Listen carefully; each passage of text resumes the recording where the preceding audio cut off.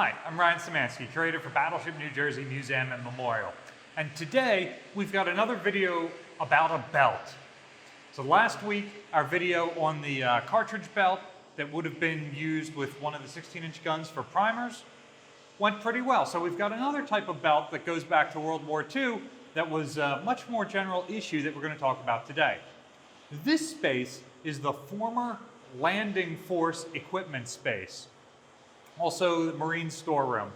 So we are all the way down, 7 decks down in the ship, standing on top of the triple bottom, and we are just forward of bulkhead 50. This is the forward armored bulkhead here. So this is one of the forward storage rooms. In her final configuration, this space is listed as the S1 division storeroom. So it's one of the supply divisions associated with the ship. And as you can see from the various posts around here, they would have had some sort of stuff stacked in there, and there's spots on the deck for more of those posts to be. So just like we see in all the other storerooms. But as designed, and as recently as the 1983 issued Booklet of General Plans, this space is still listed as the landing force equipment space. So, what is that? Throughout most of the history of the Navy, whenever we needed to land troops in a foreign shore, whether it's for police duty or the shores of Tripoli sort of thing during the early 1800s, we would land the ship's Marines and also typically an even larger force of sailors with them.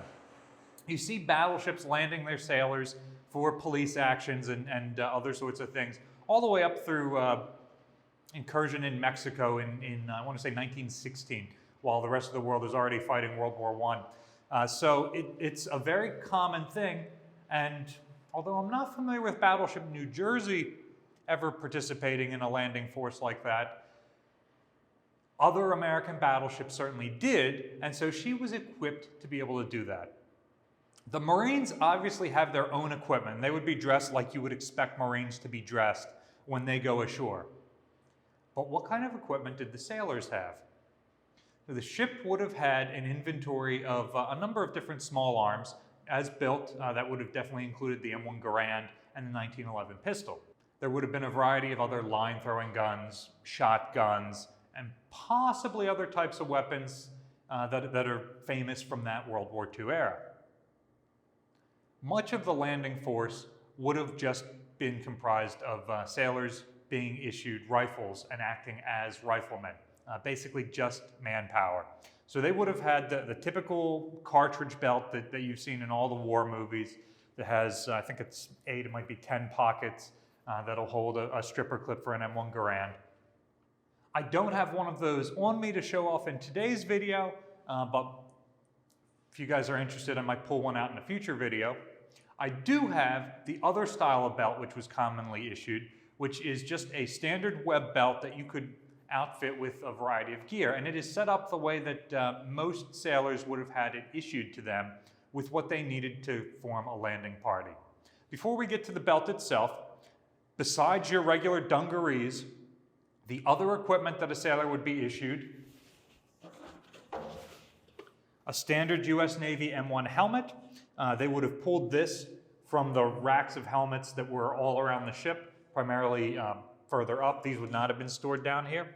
But you would have had a helmet like this, your regular dungarees, and then a set of general issue gaiters. These are they sort of turn any shoes into boots is the best way to describe them. You slip them over your shoe like that, and you lace them up. Make sure you keep the tabs on the outside when they're on the inside. The tabs catch the tabs of the other gaiters and cause all sorts of issues. And then you lace them up back and forth. And so now your pants are tight in, and this is helping. You're going to be marching around somewhere in the wilderness, so you're not going to have any ticks or other stuff climbing up your legs. It gives you a little bit of extra ankle support.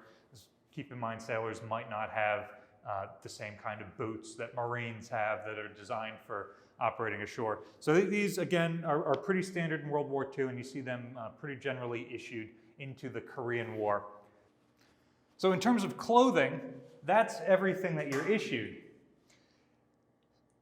You're issued whatever your weapon is, and then Finally, you get a web belt like this one.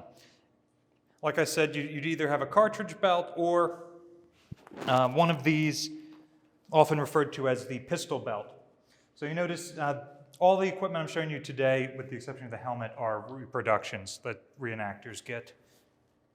So you notice it's got a tab on it like that. That's the World War II style. A little bit later on, they come up with more of a rounded tab, but this goes in there sideways and then twists like that. And now I've got a pistol belt. So, first off, you've got your canteen pouch. Again, you're going to be Ashore.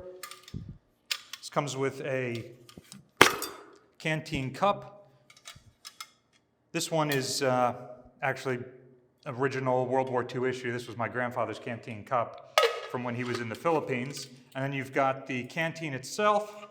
And in the lid there is a little piece of cork, and that's what makes this Bakelite cap watertight when you seal it.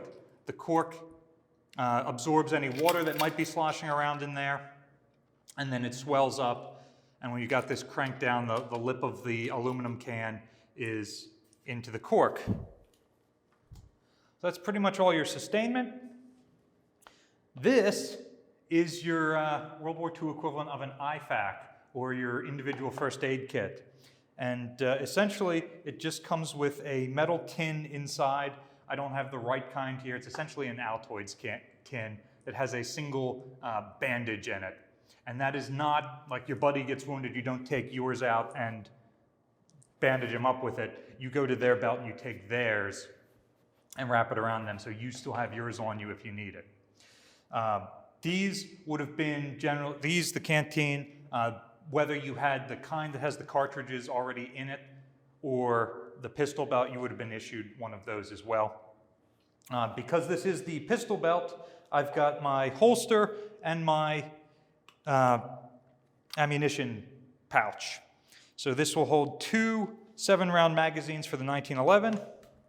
This is the older World War I style that has 2 snaps. During World War II, they came out with a style that comes to more of a point, saves some material. It's got a single snap there, so it's much easier to yank that off. If I'm marching around, I want this covered.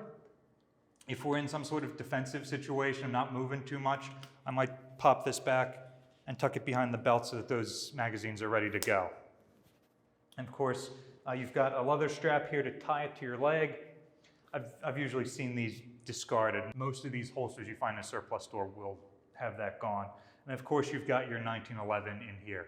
Mine is a non-firing replica. So belts like this would have been issued to the officer or the non-rifleman positions typically. So if the sailors take a .50 caliber ashore and they're manning those guys wouldn't have a regular cartridge belt. They would be issued something like this. The medics wouldn't be carrying a rifle around. They'd have their first aid pouch, and they would probably have a belt like this. So different positions like that would be issued this style of belt instead. These probably, they continued to use the same sort of stuff through the Korean War. And by the Vietnam War, they almost certainly swapped it all out with the more modern Vietnam era equipment. And of course, by the 1980s, this space gets used for something else.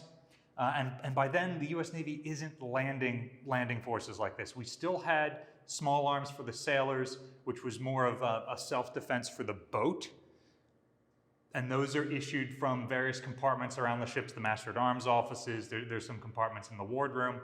But it seems like this space is taken over for something new, and the supply room for the S-1 division and any of the landing equipment that they still had would have been disposed of at that point.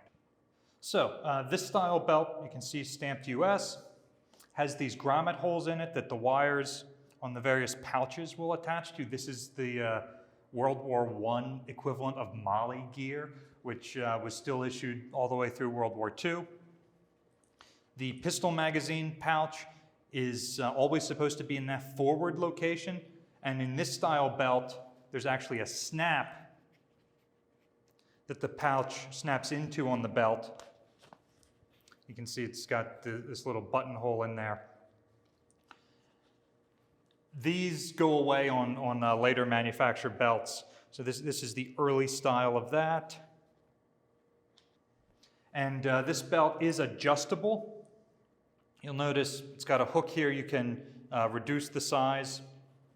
And it's got these little retention tabs to keep it from moving too much, keep your fastener from moving too much, or allowing this to unhook so that it will retain your size. It's not particularly quick or easy to size this, so it's always been hard for me to imagine they muster the landing force and they just say, all right, you guys, you're going. And they come down here and they're just handed a belt. In movies like The Sand Pebbles, you see Steve McQueen just throw the thing on and run. These things don't fit that great.